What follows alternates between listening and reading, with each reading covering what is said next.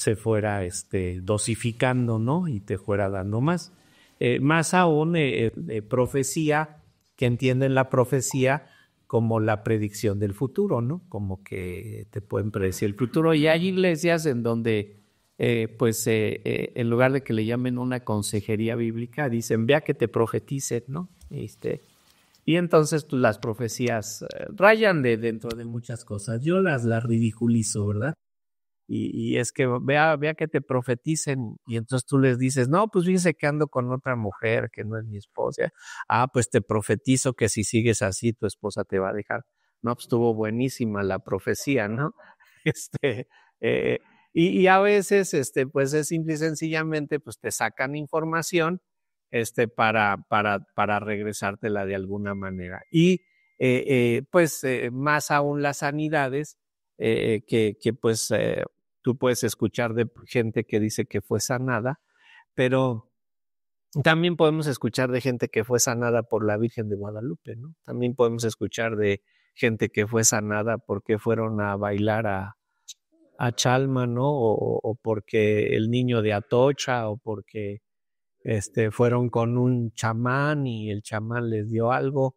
Y entonces, pues cuando ellos dicen eso, lo único que están haciendo es rebajar a Dios al nivel de cualquier otro ídolo, ¿verdad? Que entendemos que muchas de las personas simplemente son engañadas por sí mismas para decir que esa no. Y lo vemos por todos lados, y no quiero hablarles mucho de eso, porque hasta aquí en la iglesia, no, ponte esto, toma aquello, haz así, ve con fulano, y creemos que esas formas son las que nos van a sanar. Y tenemos testimonios, no, pastor, de veras, yo fui, y a mí me sanaron, ¿verdad? Y ha habido casos, a ver, nada más fuiste a ese lugar, no, bueno, me estaba atendiendo el doctor, me estaba medicando, bueno, entonces, pues si vamos a creer que eso te sanó, fue el conjunto de cosas. No, me quitó el cáncer. ¿Y cómo? Bueno, me estaban dando la quimioterapia, estaba ahí, y fui ahí con el chamán y sané. Bueno, pero ahora ¿a quién se lo atribuimos, no? ¿Al chamán o o a la quimioterapia, no? Entonces, aún nosotros, ¿verdad? Que estemos fuera de esos movimientos, llegamos a caer en algún tipo de superstición, porque eso es lo que acaba siendo una superstición. Muy diferente, ¿verdad? Que vayas con un quiropráctico, ¿verdad? Y pues te acomode el hueso y se te quitó el dolor. Bueno, ahí hay una ciencia, ahí hay algo que pasa y sí lo podemos creer, pero a cuánta gente no ha sido engañada, ¿verdad? Porque le dicen que va a sanar. Recuerdo mucho, y yo creo que en su mente están las aguas de Tlacote ahí en Querétaro, ¿no? Y la gente pernoctaba 2 o 3 días para que le tocaran chorrito de agua. Y actualmente van a la zona donde estaba y ya todo está abandonado, en ruinas, ¿verdad? Porque resultó que era falsedad. En fin, hay una mala concepción de lo que es el obrar del Espíritu Santo en la vida del creyente. Y si vamos al Antiguo Testamento, vemos que el Espíritu Santo estaba trabajando en los creyentes de una manera diferente a como lo hace en el Nuevo Testamento. Por ejemplo, si vamos a Job 27.3, vayan a Job 27.3, ahí se nos habla del Espíritu Santo y sobre todo cómo está obrando en Job. Y es muy interesante la forma en la que se describe, porque esta palabra hálito es la misma palabra que se usa para espíritu en el Nuevo Testamento. La palabra es ruach, R-U-A y una H, ruach. Lleva, para los que estudian hebreo, lleva una pataj, furtiva, es muy importante que sea furtiva, porque si no fuera furtiva sería ruja y es ruach. Bueno, y dice ahí que todo el tiempo que mi alma esté en mí y haya hálito de Dios en mis narices. Ese hálito es ruach, que es haya espíritu, ¿sí? De Dios. Ahí mismo vayan a Job 33 y en el 33:4 se vuelve a usar la misma palabra, ruaj, pero aquí sí la traduce en espíritu. Si dice, el ruaj de Dios me hizo y el soplo del omnipotente me dio vida. Entonces, espíritu es ruaj. Vayan ahora al Salmo 33, Salmo 33, 6. Y ahí en el Salmo 33, 6, vuelven a usar la palabra ruaj como hálito o aliento. Vean, dice Salmo 33, 6. Dice, por la palabra de Jehová fueron hechos los cielos y todo el ejército de ellos por el aliento de su boca, por el ruaj de su boca, que es por el espíritu de su boca. Esto nos hace ver que pues Dios tenía un contacto muy estrecho a través de su espíritu, pues con la gente, ¿verdad? Ellos así lo concebían, el espíritu de Dios me da vida, el espíritu de Dios me anima, el espíritu de Dios es el que creó todas las cosas, entendían claramente cuál era ese espíritu de Dios. Vayan ahora a Génesis 48, Génesis 48, porque allá lo vemos en un actuar más específico, en la forma en la que Dios va a obrar para darle una capacidad específica a una persona. Este es José el soñador, le dicen ahí en Génesis 48, ellos le dijeron, hemos tenido un sueño y no hay quien lo interprete. Entonces les dijo José, ¿no son de Dios las interpretaciones? Contádmelo ahora. Y vayan ahí mismo al 41, dice, porque si bien ahí no aparece el Espíritu de Dios en lo que acabamos de leer, vean la interpretación y lo que dice José ya en el 41:16. Dice en el 41:16, respondió José a Faraón, no está en mí, Dios será quien dé respuesta propicia a Faraón. Entonces, el Espíritu Santo está trabajando ahí en la vida de José para que él sea capaz de interpretar el sueño. Y él dice, es de Dios, no es mío, o sea, no soy yo el que lo está haciendo, es el Señor, y vemos ese obrar del Espíritu Santo ahí. Vayan ahora a Isaías, vayan a Josué 1:17. Josué 1:17, se acordarán, en Josué, pues lo que estamos viendo es que Josué va a ser el que va a suceder a Moisés, y el pueblo le dice una cosa, Josué 1:17. Y se acuerdan que él está ahora, pues sustituyendo a Moisés, y el pueblo se acerca y le dice, de la manera que obedecimos a Moisés en todas las cosas, así te obedeceremos así, solamente que tu Dios esté contigo como estuvo con Moisés. ¿Cómo estuvo el Espíritu de Dios con Moisés? Bueno, a través del Espíritu Santo. Ahora sí vayan a Isaías 63:10, Isaías 63:10.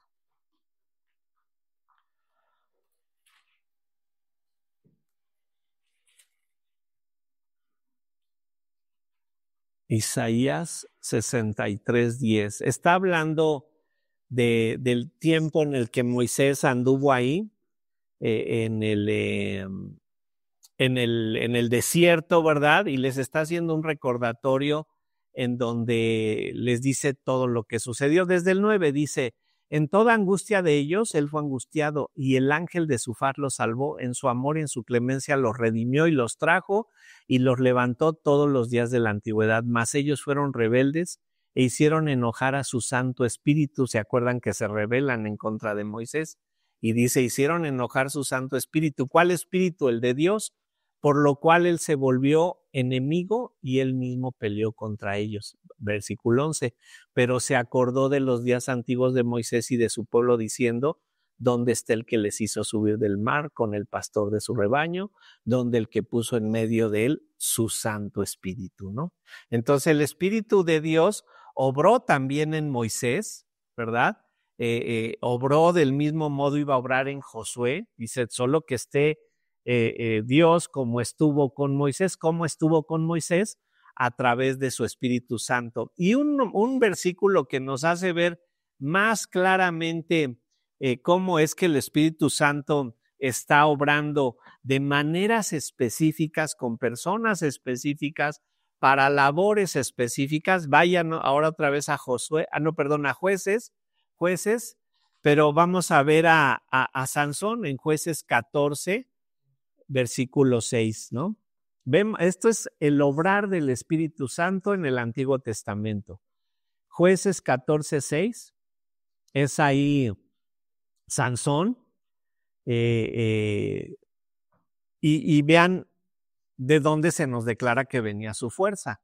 Dicen en Jueces 14, 6, y el Espíritu de Jehová vino sobre Sansón, quien despedazó al león como quien despedaza un cabrito, sin tener nada en su mano, y no declaró ni a su padre ni a su madre lo que había hecho.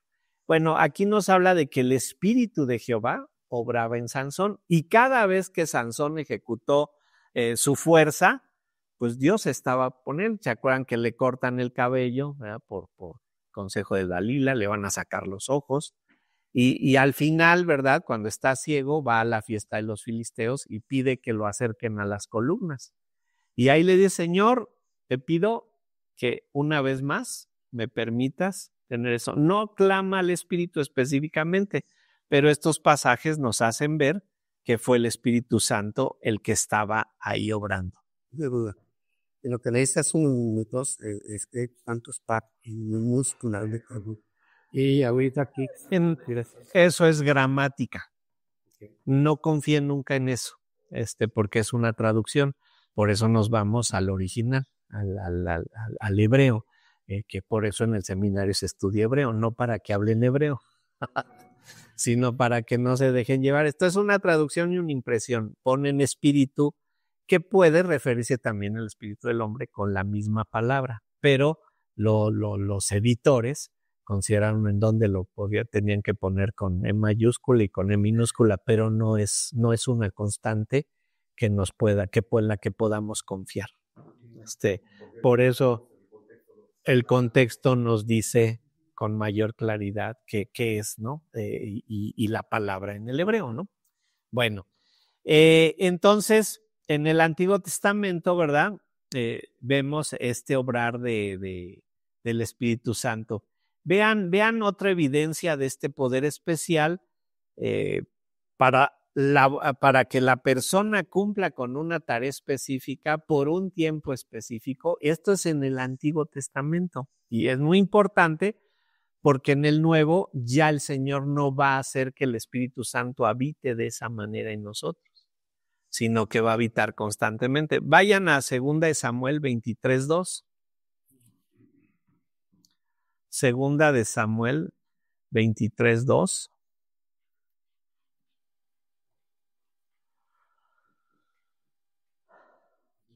Es David, se está despidiendo, él sabe que ya se va a morir, ¿verdad? Y les dice lo siguiente: el Espíritu de Jehová ha hablado por mí y su palabra ha estado en mi lengua. David reconoce que todo lo que él ha hablado, todo lo que él ha estado dando, es porque el Espíritu de Jehová ha estado sobre él. No dice fue mi habilidad, no dice fue mi experiencia, no dice fue mi capacidad, fue el Espíritu de Dios.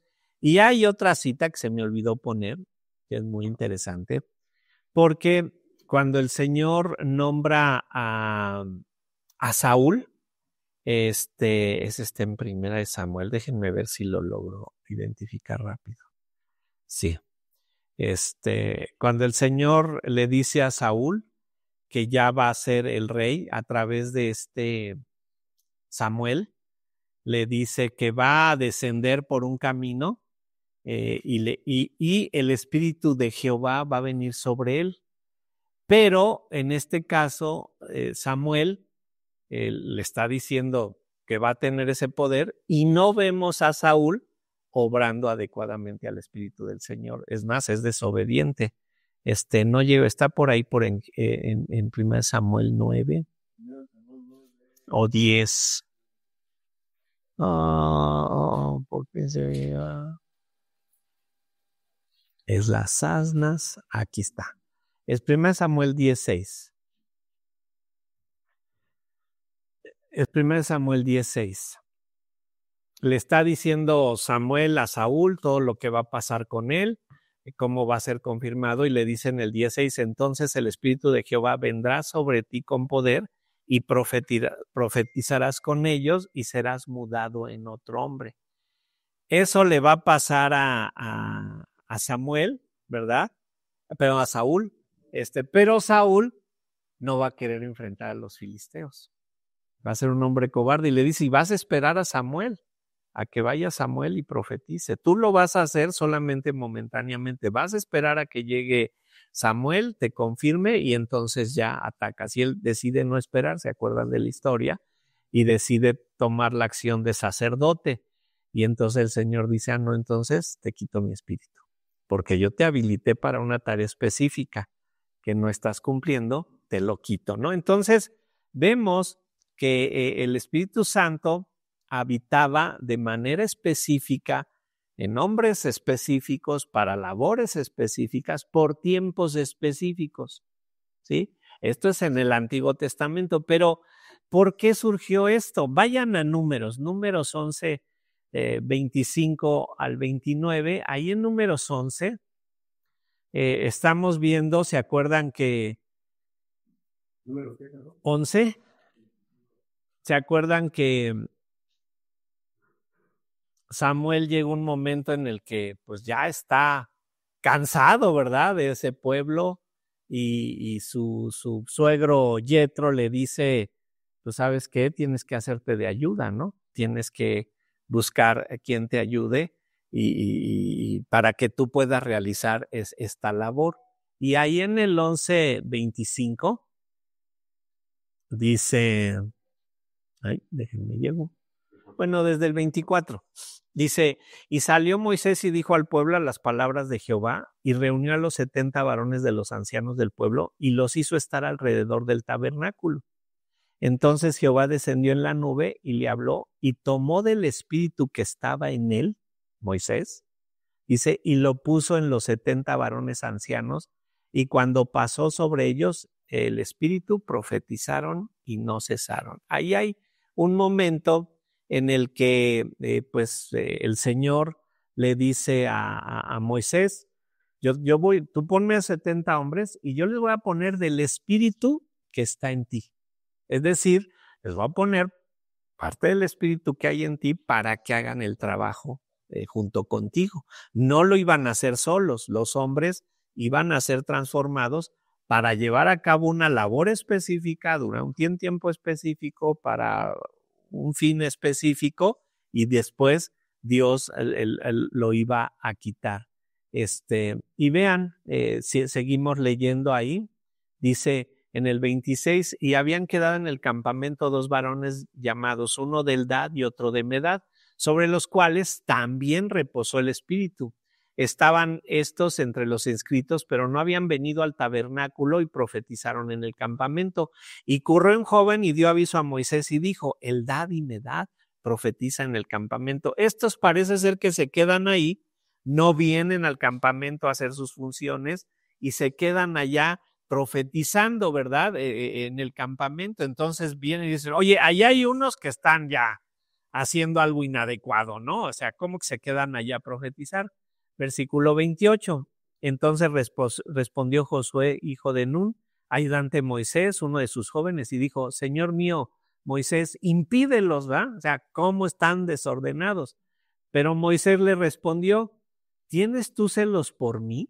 O sea, ¿te molesta que ellos estén haciendo algo que yo hago? ¿Tienes tú celos por mí? Y vean lo que dice Moisés. Ojalá todo el pueblo de Jehová fuese profeta y que Jehová pusiera su espíritu sobre ellos. Fíjense, desde ese tiempo dice, qué bueno fuera que el espíritu de Jehová reposara sobre todos ellos. estaba hablando de lo que iba a pasar en el futuro. Pero entonces, vámonos ahora con Joel. No con él. Él es Joel. Vamos con el profeta Joel, capítulo 2, versículo 28. Joel 2, 28.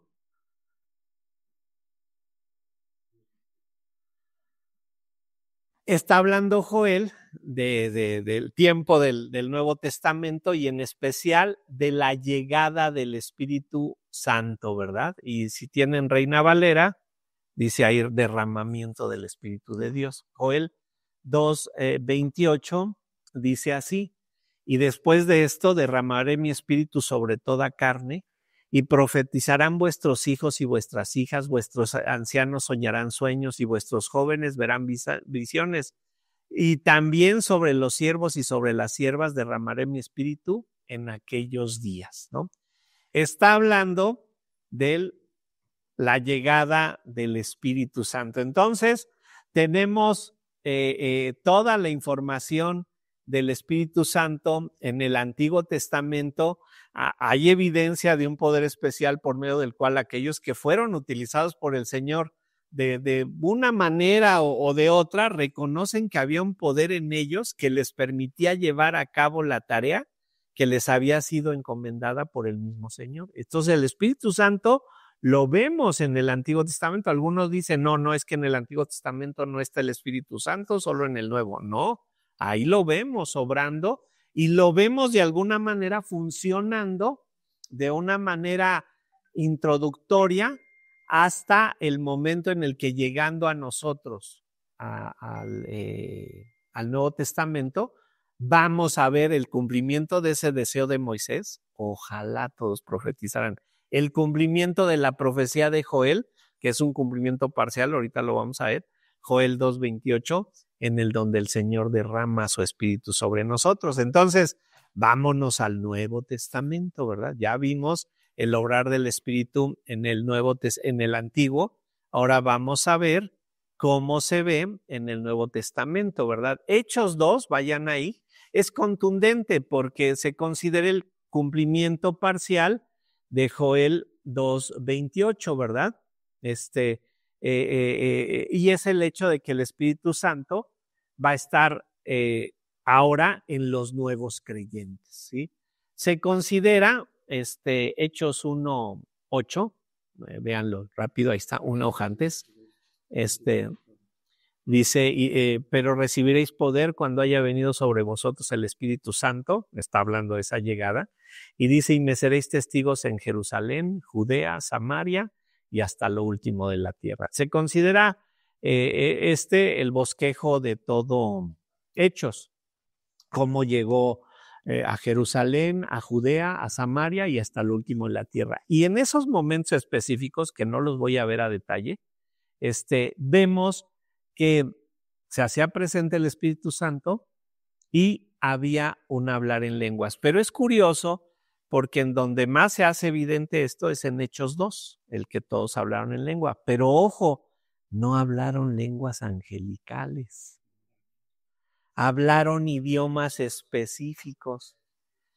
¿Qué está pasando en Hechos 2? Están llegando a la fiesta del Pentecostés. ¿Qué era la fiesta del Pentecostés? También era la fiesta de las cosechas, otra forma de llamarle a la fiesta del Pentecostés, en donde se reunían los judíos para venir a presentar a Jehová sus ofrendas y todo. Misma fiesta que el Señor condenó, ¿se acuerdan cuando hace el azote de cuerdas y entra al templo? Porque abusaban de la gente en sus ofrendas. Pero está esta fiesta del Pentecostés y venían de muchas regiones. Ahí cuando vemos que el Señor hace el azote de cuerdas y voltea las mesas de los cambistas, es que abusaban de la gente que venía de otros lugares y les decían, pues tu moneda aquí no vale tanto, y aquí un animal te vale tanto, y los hacían bolas. ¿Por qué venían de muchas regiones los judíos? Bueno, acuérdense que en toda la historia de los judíos han quedado dispersos. Hubo judíos que no quisieron salir de Egipto.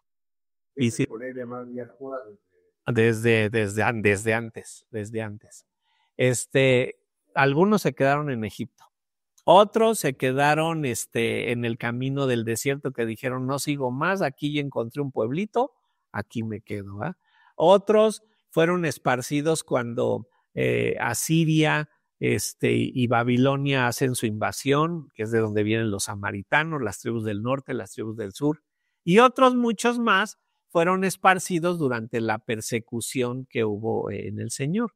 Entonces están llegando personas que se dicen judíos, ¿verdad? Que vienen a presentar sus sacrificios y hablan idiomas específicos de las regiones en donde han estado. Han pasado cientos, en algunos casos tal vez miles de años, y ellos siguen considerándose judíos. Y entonces vienen hablando lenguas específicas y ellos pues van a recibir el Espíritu Santo, algunos, y les van a hablar en sus propias lenguas. Esto fue un suceso único, específico.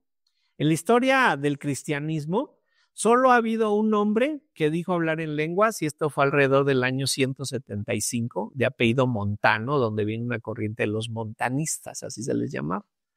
Y no dijo que hablara en lenguas, sino dijo que Dios se comunicaba con él y él podía hablar a nombre de Dios. Lo condenaron por hereje, lo quemaron vivo, ¿sí? Porque nadie le creyó. De ahí hasta 1902, fíjense bien, hasta 1902, nadie dijo hablar en lenguas. La Reforma Protestante, 1600, los historiadores le llaman el largo siglo XIV, o el largo, no miento, le dicen el largo siglo XVI, porque empieza desde el siglo XIV y hasta el XVI. Interpretaron que las lenguas era lo que hablaban, latín. Dijeron, pues es el latín, ¿sí? Que ahora hablamos en latín, ya no hablamos en griego y hebreo. Pero hasta 1902 nadie había dicho que se hablara en lengua. Es decir, ni Lutero, ni Calvino, ni Zwinglio, ni nadie de los reformadores hablaron lengua. Los apóstoles, pues tampoco podemos decir que fue parte de su ministerio hablar en lenguas. Entonces, hasta 1902 surge del movimiento pentecostal la idea de pues, cómo vamos a ver si es que la gente verdaderamente es convertida. Y ahí van a inventar el don de lenguas. Ahorita hablo más acerca de eso. Entonces, aquí en Hechos 2, pues vemos el cumplimiento del deseo de Moisés, del cumplimiento parcial de Joel, y a partir de ese momento, todos los creyentes somos habitados por el Espíritu Santo. Absolutamente todos los creyentes somos habitados por el Espíritu Santo. Y esto hace una diferencia total entre la forma en la que habitaba el Espíritu Santo en el Antiguo y la forma en la que habita el Espíritu Santo en el Nuevo. Y miren, hasta ese 1902, nadie tuvo dudas. Nadie dijo, hay que hablar en lenguas o esto es una evidencia. ¿Qué pasó? Que para 1750 está habiendo varios avivamientos específicamente en Estados Unidos, Inglaterra. La gente está convirtiéndose de una manera muy especial. Y en Estados Unidos hay un movimiento muy fuerte de conversiones, pero pasan los años y para 1850 dicen, bueno, ya se convirtieron, entendemos que ya tienen el Espíritu Santo, pero ¿por qué no cambian? ¿Por qué no hay cambio en sus vidas? ¿Por qué siguen sin ser transformados? ¿Sí? Y entonces, en 1902, un maestro de un seminario en Topeka, Kansas, Charles Parham, dice, bueno, vámonos de vacaciones, de Navidad, ¿verdad? Y unos alumnos dicen, no, nosotros preferimos quedarnos aquí. Dice, bueno, les voy a dejar una tarea. Díganme bíblicamente cuál es la evidencia de que el Espíritu Santo habita en una persona. Y esos alumnos de Topeka, Kansas, después de pasar los meses invernales, llega Charles Parham y les dicen, ¿qué pasó? ¿Qué encontraron? Y dicen, el hablar en lenguas. Y una mujer que se llamaba Agnes, se me olvida su otro nombre, su apellido, Agnes, dice, ella, estábamos aquí, habló en chino y nunca había hablado chino. Y él habló francés y nunca había hablado francés. Y Charles Parham dice, lo encontramos. Entonces la evidencia es el hablar en lenguas, ¿no? Si no hablan en lenguas, no es eso. ¿De dónde lo sacaron? De su idea. Pero Charles Parham enseñaba en ese seminario y Topeka, Kansas, la segregación racial era tremenda. Y había un negro que se llamaba Joseph Seymour. Y Joseph Seymour dice, oiga, yo quiero estudiar. Le dice, mira, vamos a hacer esto, vamos a dejar la puerta abierta. Ya ves que yo hablo fuerte. Tú te sientas ahí al ladito y vas a escuchar todo, ¿no? Entonces, pues, estudias, aunque seas negro, vas a estudiar allá.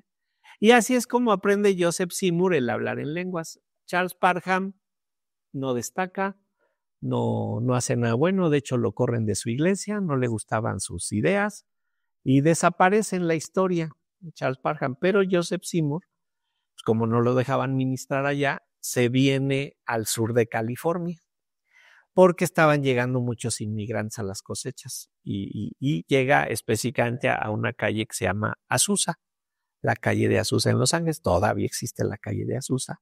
Y se encuentran una bodega abandonada y dicen, pues ahí vamos a reunirnos. Y Joseph Seymour es el que inicia diciendo que hay lenguas. Si buscan en el New York Times, fue registrado el suceso por periodistas y todo. Pero ¿qué creen? ¿Cuántas personas creen que había ahí con un conocimiento real de la Biblia, académico, de alto nivel intelectual? Cero. Bueno, Joseph Seymour.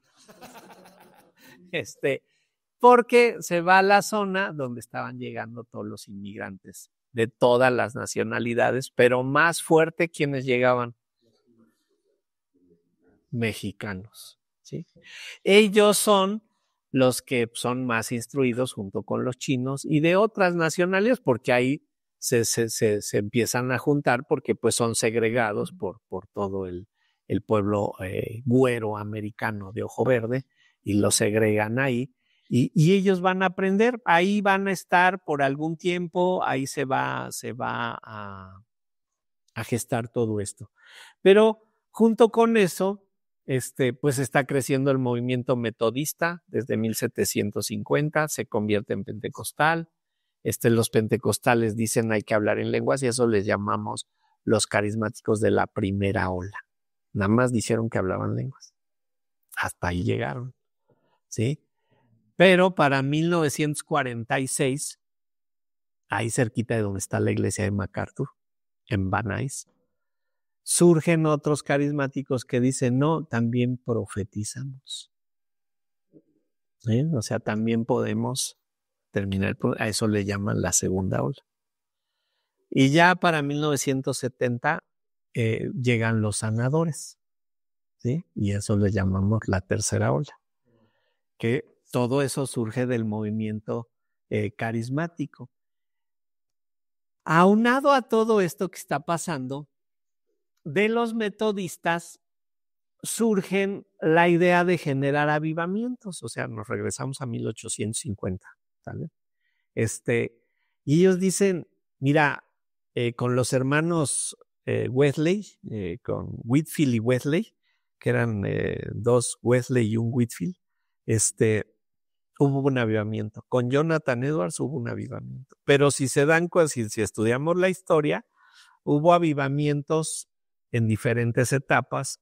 Si nos vamos al año 400 con Agustín de Hipona y si nos vamos un poquito antes con los grandes capadocios, si nos vamos un poquito antes, pues fue con los padres de apostólicos, ¿no? Padres apostólicos de la iglesia. Y si llegamos a la Reforma es otro avivamiento, pero todos estos avivamientos tienen una característica: hermenéutica y exégesis. Cuando hicieron hermenéutica y exégesis, vino el avivamiento.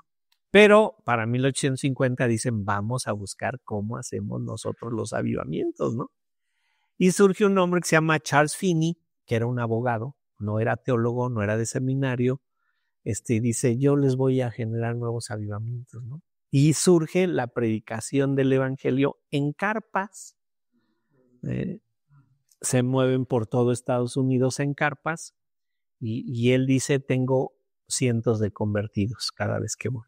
Él era un hombre muy elocuente, hablaba muy bien y él inventa lo que llamamos el movimiento de la banca ansiosa. ¿Quién quiere recibir al Señor hoy? Levante su mano, pase al frente. Hace la oración del pecador, repite esta oración. Hasta antes de Charles Finney no se hacía eso. Ahora yo les pregunto, ¿quién de ustedes levantó la mano, pasó al frente y hizo la oración del pecador?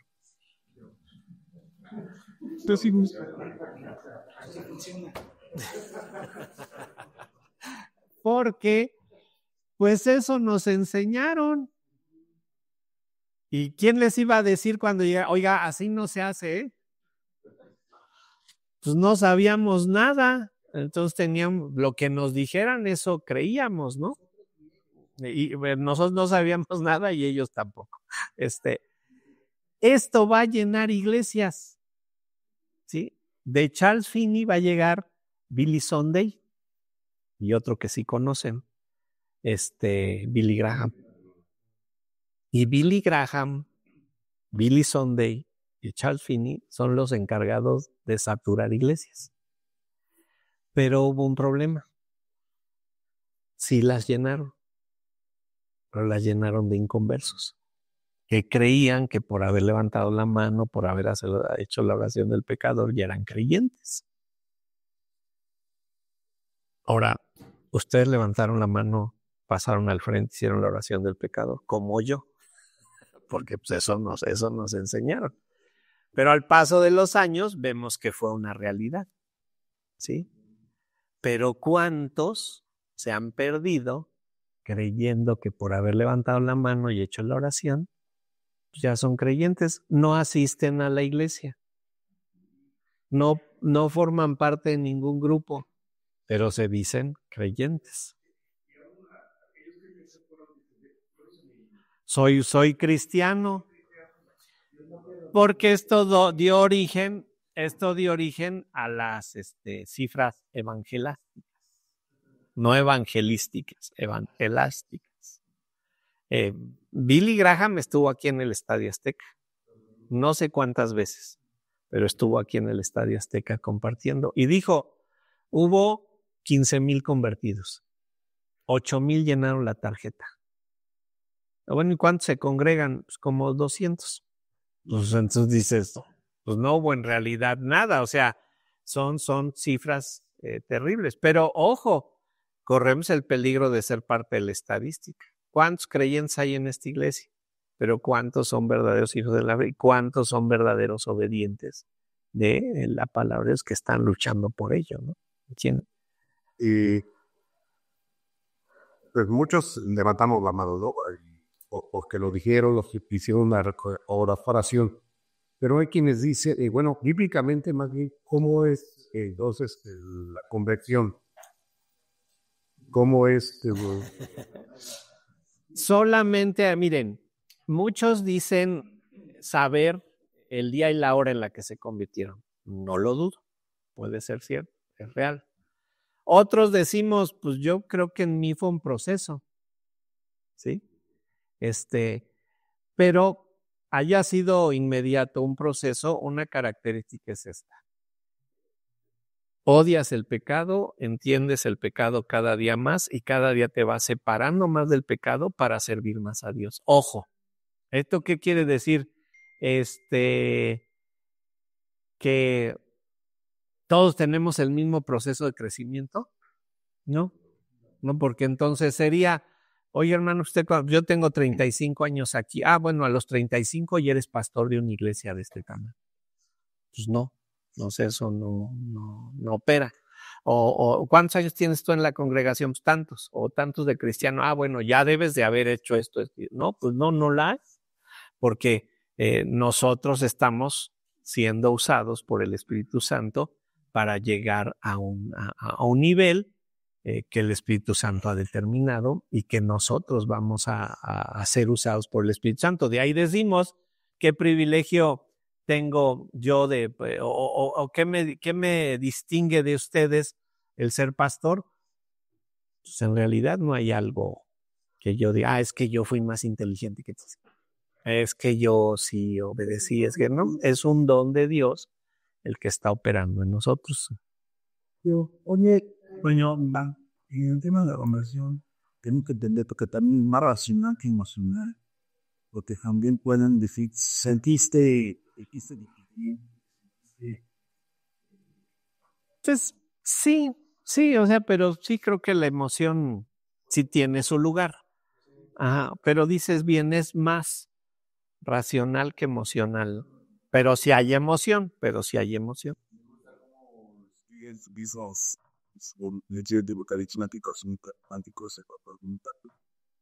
Dice, en una experiencia espiritual auténtica, la emoción, los sentimientos y los sentidos a menudo sobre intentos y trascienden lo normal.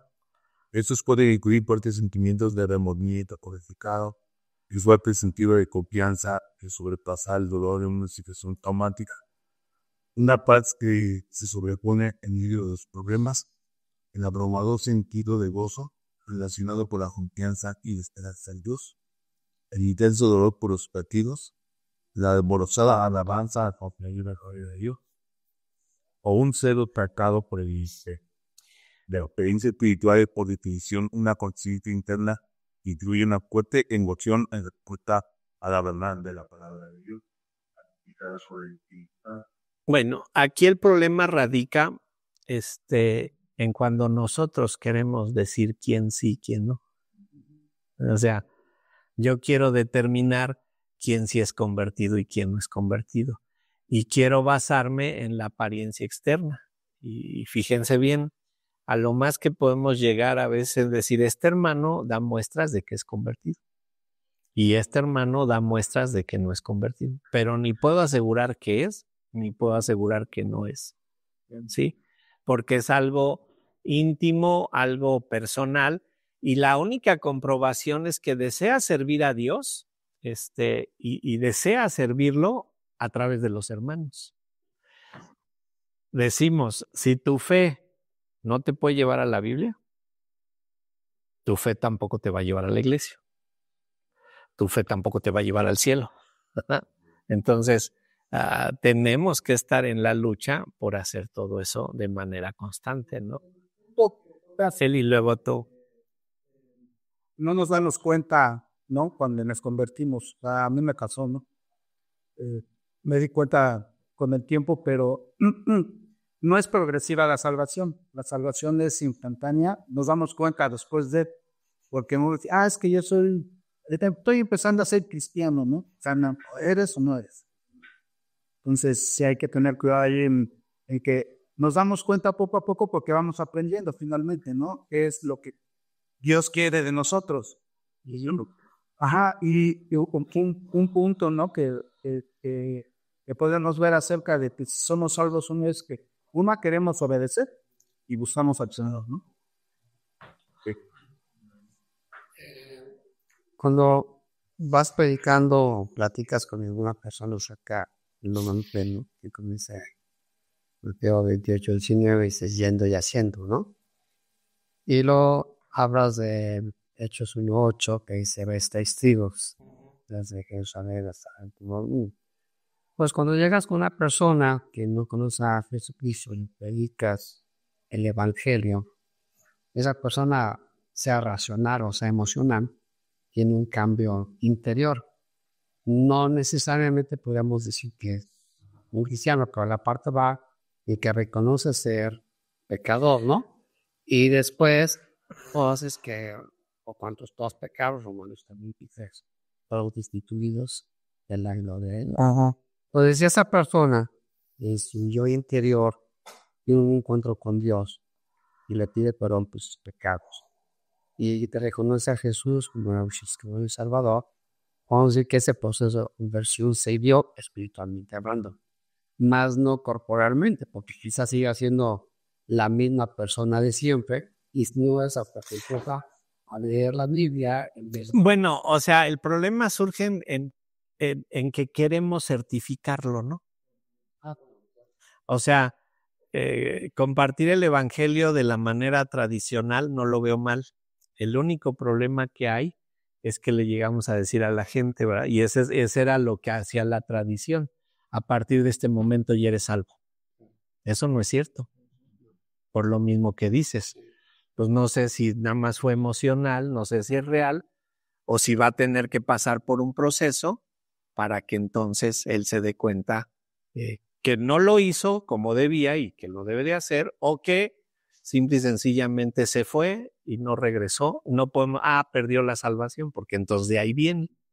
Perdió la salvación. La salvación o se tiene o no se tiene. No se puede tener y luego perder. Porque les digo, si la salvación se pierde, la van a perder. O sea, ¿quién es perfecto? Sí, entonces, el problema radica en querer certificar. Tú sí eres salvo, tú sí eres, tú no, tú sí, tú no, tú sí, tú no, tú no, pues no. Si se nos prendiera aquí un foquito, estaría fácil.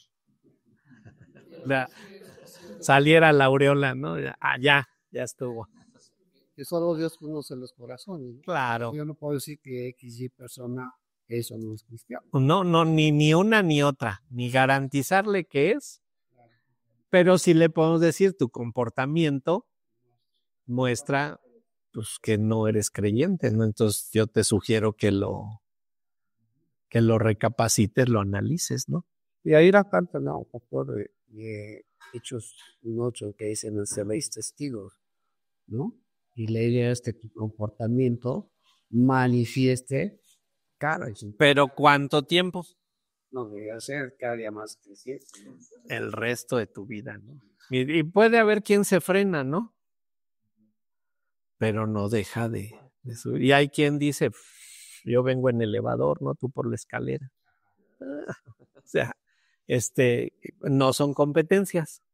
No es de que tú ya debieras de ser o tú ya debieras de estar así o asado, no, eso no son competencias, ¿no? O sea, cada quien tiene un nivel que Dios le permite tener, ¿no?